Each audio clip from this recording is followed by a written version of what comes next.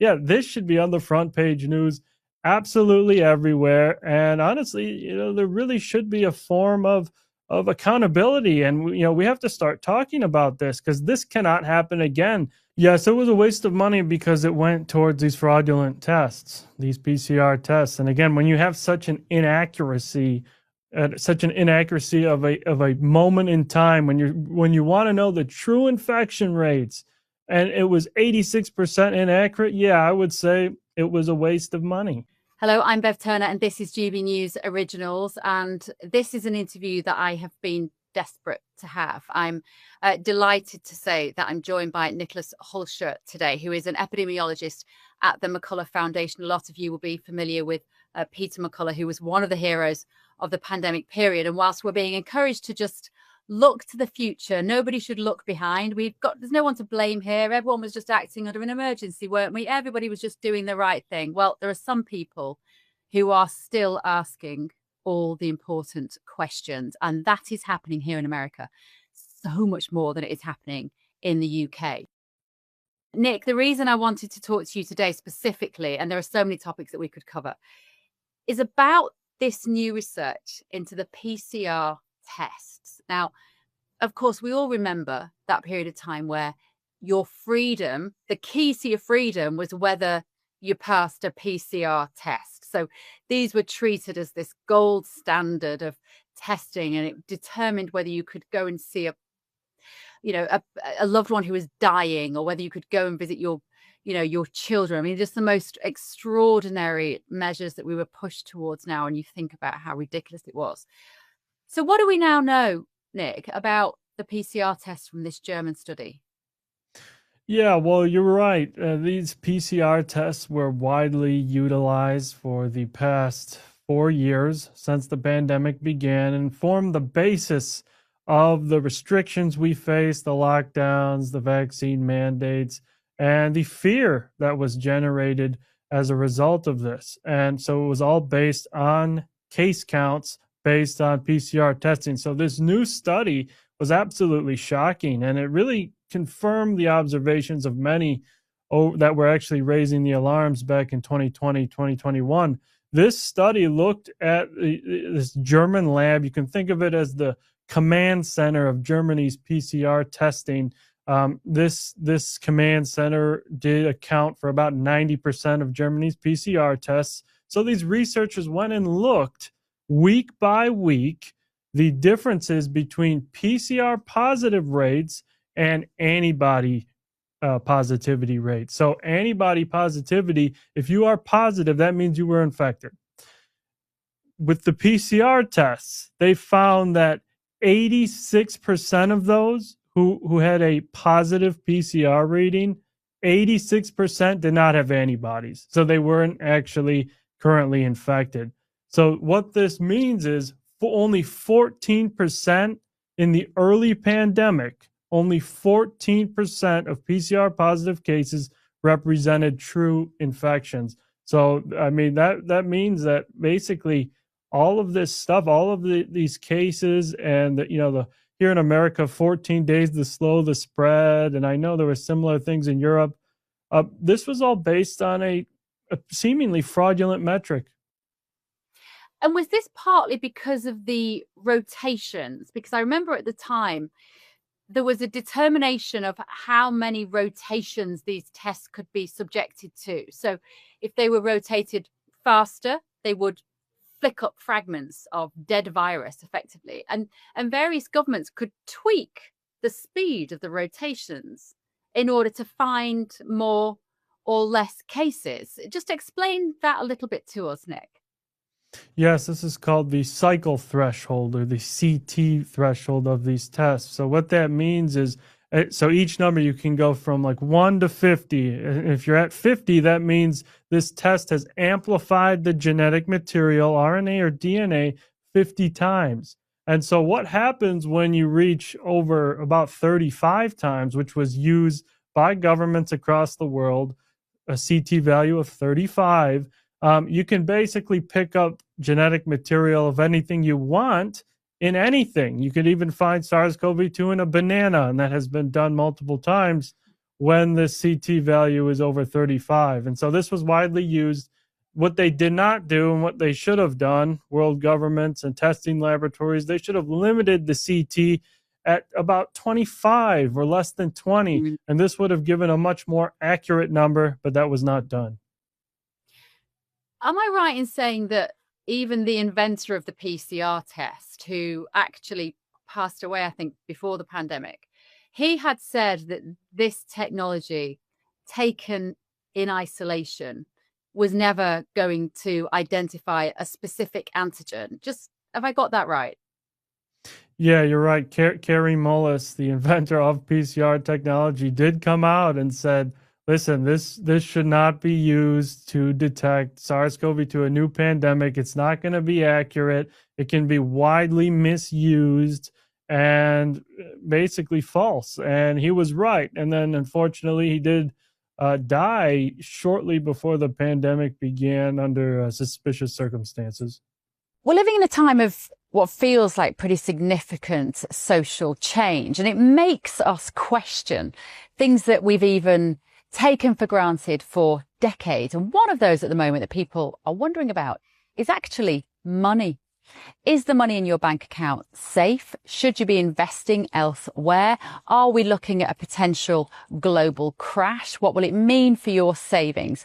Is there a way that you could be using your money that might be outside of government control even? Well, Tally Money is potentially one solution. So I'm delighted to say that I'm joined today by the CEO and founder of Tally Money, Cameron Parry. What is Tally Money? Well, at Tally Money, you basically get gold you can spend. So we give people an individual account in their name, everyday account. They get a sort code, an account number. They use that account just like they would pounds from their bank, but it's milligrams of gold that we brand as Tally. Okay.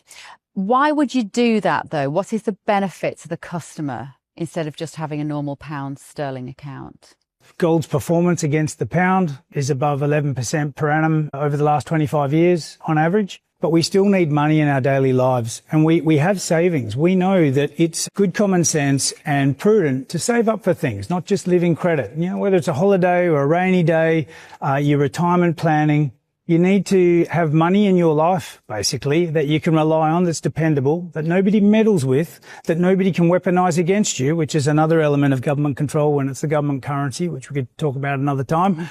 And it should be pretty simple and straightforward, and that's what we deliver at Tally. And really, we just want people to feel safe and happy with their money. There was a time when the bigger your bank balance, the more confident you felt. Now it's like, I need to do something with it. I can't leave it there. In Tally, you can. Okay, brilliant. Cameron Parry from Tally Money, thank you so much. Thank you, Bev.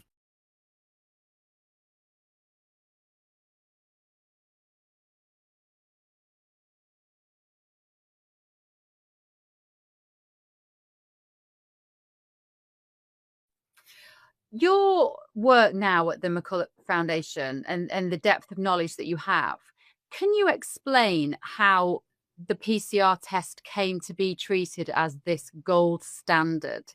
Whereby, what I mean by that is there must have been experts, epidemiologists along the way who knew that this was at best flaky in terms of being an indicator of positive cases, and at worst, malfeasance. At its worst, it was utterly corrupt. People were making a lot of money out of it.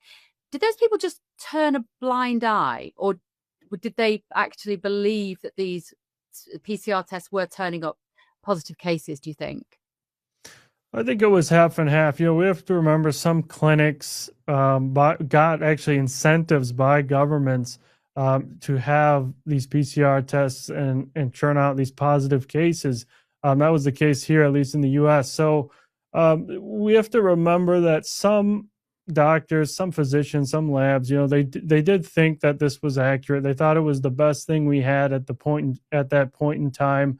And these were authorized with emergency use authorizations early on in 2020 as basically the only method that could be used, one of the only methods to test for infection. And so I think, you know, people were raising alarms for it. And, you know, the thing was, and then we had what was called these subclinical infections, and they said people would be asymptomatic.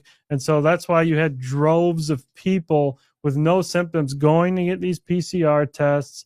And that would further amplify this false case count with these tests, because again, they were running it at high thresholds. So yeah, it was a very complicated situation, but the control centers, those who implemented these, emergency authorized these, they may have very well known it would not be very accurate.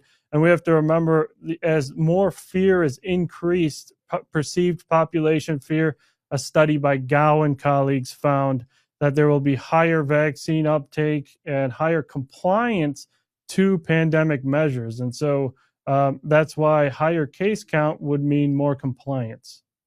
And when you think, Nicolas, about, I mean, when you think about the number of people who, for instance, would get off an aeroplane and were told, you've got to go into this hotel for 2 weeks whilst we wait for your PCR tests over certain numbers of days, it was all a lie.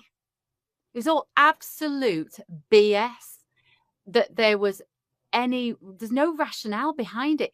Why is this not on the front page of every single newspaper around the world saying we were conned and economies around the world are crushed? Ours is ruined because we spent £500 billion on that period of time of taxpayers' money. Why are so few people angry about this?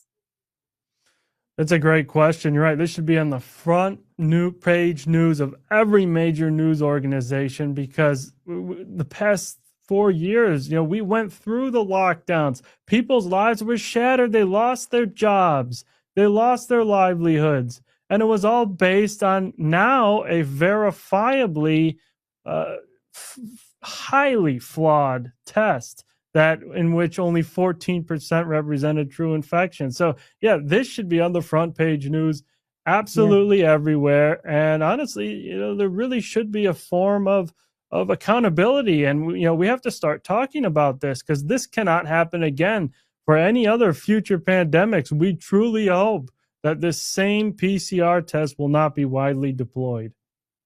And yet, if at the time I was one of those people, I didn't even want to do the lateral flow with your stupid piece of plastic up your nose. I mean, that was bad enough in itself. But, if anybody had said to me at the time, oh, you have to do a PCR test, to say, no, it's bonkers, it will pick up fragments of anything. We were the crazy ones. So it's like, what do? Do we just go forward, forget, move on, which is what the British government is doing? We had the COVID inquiry recently, and what, the conclusion being, guess what? We should have locked down harder, faster, sooner, then lives would have been saved. Absolutely ridiculous. At least here in America, do you get some sort of faith that Bobby Kennedy's team and Jay Bhattacharya, the Department of Health and Human Services, at least they are trying to shine a light into the dark corners of that period of time and maybe hold some people accountable? Yeah, they're starting to shine a light on that, that's for sure. And as each week passes, there is more and more disclosure of the past failures of the past administration during the pandemic. And so they are rolling that out. We know the lab leak hypothesis that was confirmed by the Trump administration in January, or a little bit after January of this year. And, they're rolling out other stuff. They're saying all of a sudden now there's talk of Anthony Fauci being prosecuted as that may have been an auto pen pardon. And Trump just said they might revoke those pardons. And so, there's a lot of exposure going on in the U.S. So I'm very hopeful that the United States can lead the way in accountability for the bad injustices that have happened. Yeah.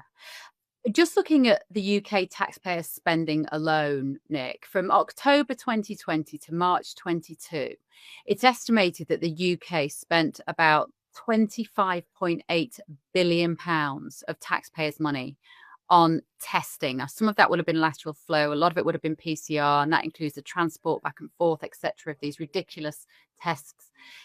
Are you now telling me that was a complete waste of money? Yes, it was a waste of money because it went towards these fraudulent tests, these PCR tests. And again, when you have such an inaccuracy at such an inaccuracy of a moment in time when you want to know the true infection rates, and it was 86% inaccurate. Yeah, I would say it was a waste of money. It was a complete waste of money. That money should have went towards real tests that would actually work. Which would have been what? What tests could we have done for COVID-19, whatever that specific antigen is? And I don't know your particular theory on that, but what would have worked?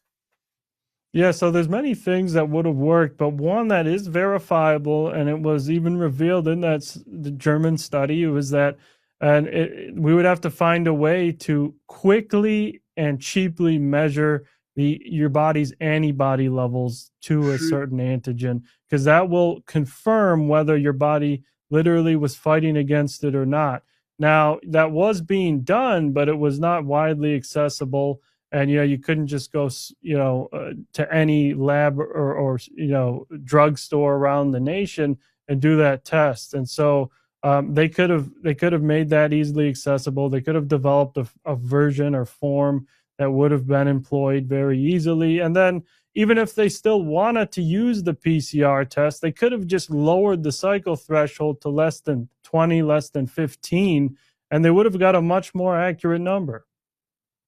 But am I right in saying that if people were routinely having antibody tests, then it would have undermined the logic for having multiple mandated vaccines? Because people would have said, well, I've already got the antibodies. And for the first time in history, we were told, oh, well, you may have had this infection, but you still need to get this untried mRNA drug. So surely there was no reason for the people making the decisions at that time to encourage antibody testing, because it would have made a mockery of their fake science. Right, exactly. Because if people knew they were previously infected, yeah, they would be like, well, why do I need to go and get an mRNA gene transfer shot? I don't need to do that because my natural immunity will be very, very robust of all of the antigens on the virus, the nucleocapsid, the spike protein, all the other proteins on the virus, not just the spike protein induced by the mRNA. And so, yeah, it would have definitely undermined the mass vaccination campaigns. Do you think there was any reason to have locked down, to have tested, to have had injections, given that your level of knowledge on this issue at this point? Was there any logic to any of it? There was no logic to locking down. We have to remember, when you lock down a society, you may be able to, for a very short period of time, prevent some spread within the population, but it's always going to find its way through regardless. And you cannot keep a population locked down forever. And so you'll have to stop eventually. But regardless, the economic disaster of the lockdowns, it destroyed so many small businesses. It wiped out entire economies, and it was just an absolute travesty. And that cannot happen again. It really can. And the psychological toll it took on children going to school, they weren't going to school. It was truly a disaster. And families, relationships broke down, marriages fell apart. I mean, the collateral damage is, I think, generations will be still paying the price for this. And I think that hasn't been appreciated in any way, shape or form. Well, I thank you so much, Nicolas, for the work that you're doing and for the McCulloch Foundation to still be doing. And I think these findings on the PCR tests are absolutely brilliant. And I applaud you for trying to make people listen to what remains a very important topic. Thank you so much. That was Nicolas Hulscher there from the McCulloch Foundation. I'm Bev Turner. This has been GB News Originals. If you would like, please subscribe, like, and comment below the video and share it, and get the GB News app wherever you find your apps. See you next time.